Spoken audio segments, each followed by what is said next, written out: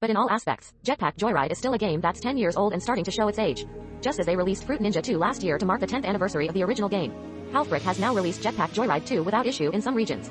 True, the first Jetpack Joyride also ventured out, but we always got the impression that Halfbrick was just adding more and more stuff to the original, much simpler version of the game. However, as with Fruit Ninja 2, Halfbrick isn't trying to completely reinvent the wheel with Jetpack Joyride 2.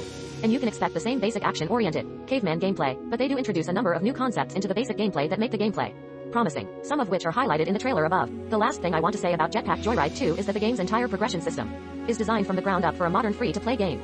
Sure, your jetpack could always shoot and was your primary weapon in the first game, but now you encounter enemies that you must defeat and automatically fire at them while flying. In the final chapter of My God, how is it possible? This year marks the 10th anniversary of Halbrick's Jetpack Joyride. Jetpack Joyride 2 now works by level, and a pattern appears at each level when you reach a certain distance.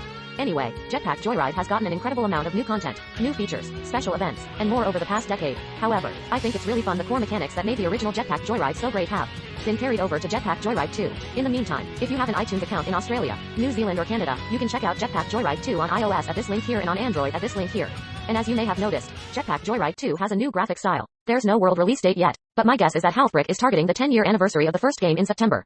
But then again, that's just my guess and anything can happen. Either way, with this version of Jetpack Joyride 2 software launch, that's impossible. On the other hand, if you don't regularly follow Barry's blogs on the Halfbrick YouTube channel, you'll miss out. The old touch arcade types among you remember when the game was called Machine Gun Jetpack.